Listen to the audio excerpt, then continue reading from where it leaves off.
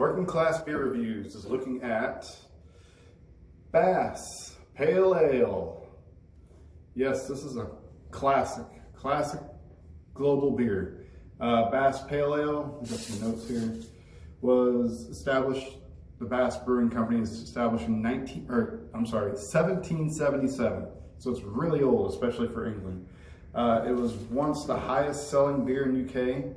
It originated with William Bass, the owner of the company originally, in Burton upon Trent in Staffordshire, England. My last name's Burton, so I love this beer. Not just because of that, but I've had this beer before.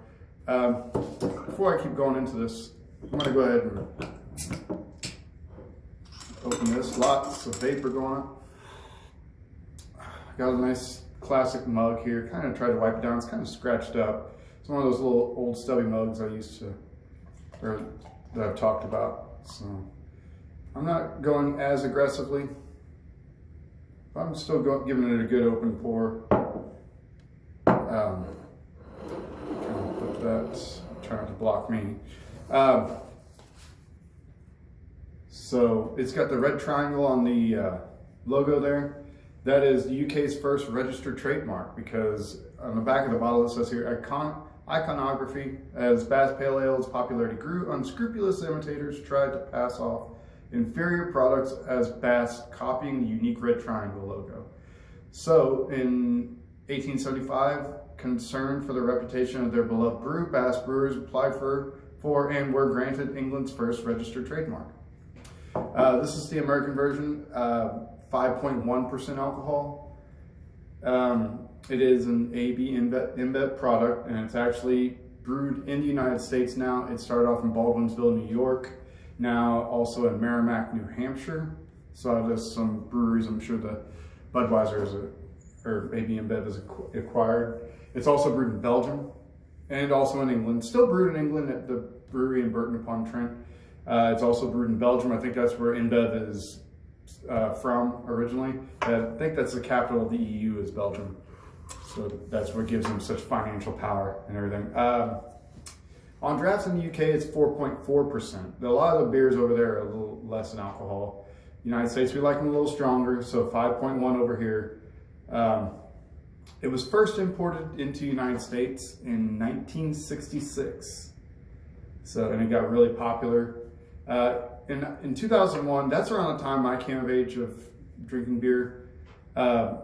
It was really popular, and I remember seeing it a lot more, especially on draft and everything around here. Even in Sedalia, they opened up a small brew pub downtown on Ohio. Now it's Fitters, but it used to be called Sedalia, or Fifth Street Brew Pub is what it was called. I remember going there, and they had Bass on tap there. So in 2001, they sold 66.5 million liters of Bass Pale Ale. In 2010, it fell down quite a bit to 24.2 million liters sold in the US. So you don't see it as much as you used to, and I've noticed that. But I still like it. I used to be able to get these in a big 500 milliliter bottle, and I always thought that was cool. I'm gonna go ahead and add a little more here. I can fit the whole, this is 12 ounces, I believe. Yeah, it says on here, originally brewed in 1777 by William Bass Brewers Limited, Burton on Trent, England. The world's first pale ale, it says that on the bottom, or bottle, brewed by William Bass and Company, Merrimack, New Hampshire. So there you go.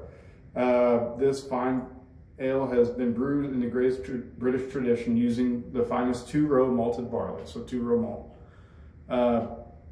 or two-row barley. Yeah, it says 5.1 back here. 1914-3, so I'm guessing that's 2019, the 14th day of March. So this is, either that could be the born on date or that could be the used by date. If that's the case, this is really old, but it's still got plenty of carbonation. Had a lot of water vapor coming up, so it's been kept in a nice, I've kept it in the fridge. I've had this for a little bit. I think I bought this at State Fair Spirits for around $8. So it's not necessarily what we consider working class in price, but in England, I bet it is. I bet in England it is definitely working class, and it's probably a lot cheaper. So let's give it a smell. Oh, kind of a copperish color. This is what you would get with a pale ale. I see some sediment. It's weird. I wouldn't think to. Still lots of bubbles coming out. Yeah, kind of a copperish color. tannish color with a off-white head. Let's give it a smell. Oh yeah, barley, right up, yeah. Toasted barley, so that's definitely, it's got that caramelization going. Yeah, you can smell the toastiness, gives it kind of a sweet smell, not Swedish. You don't smell any bitterness on the nose per se, so let's go give it a sip.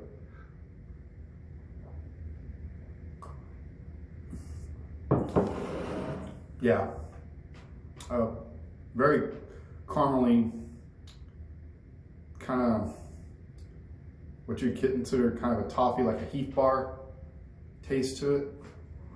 I don't want to say burnt sugar, but caramelized sugar taste. It's semi-sweet. It's not overly sweet, but semi-sweet.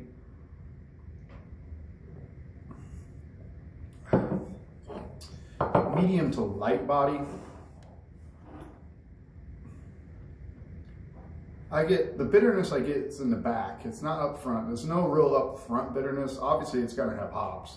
It's just the way beer is. And it doesn't, I couldn't find online where it said what type of hops they use, so I have no idea. It says that they claim that the recipe has not changed, so they still use the same recipe over here as they did over there. So never saw anything about having corn or anything, any sort of adjuncts. I'm guessing it's an all malt. Leaving a little lacing on the side, so that's kind of neat. That's good. Kind of like the way you would with a Guinness. Take another sip.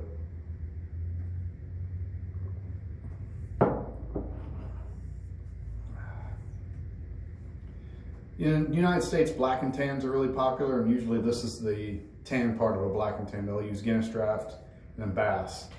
From what I was told, or heard, I guess I should say, black and tans aren't that popular over in like England and Ireland. It's more of an American Irish gimmicky thing, or English gimmicky thing. Yeah, I used to enjoy Bass a lot more. Beer was cheaper, obviously, back in 2001, 2002, in that era, and up until the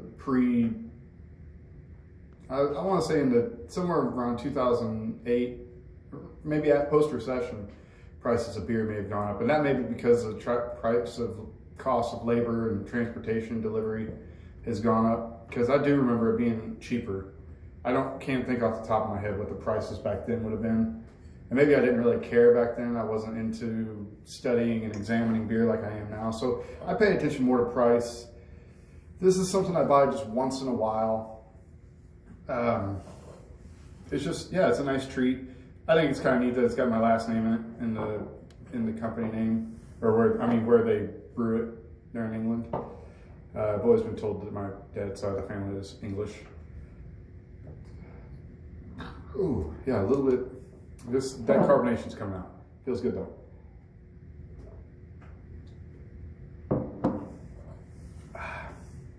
Yeah, I enjoy it. I think that most people do enjoy it.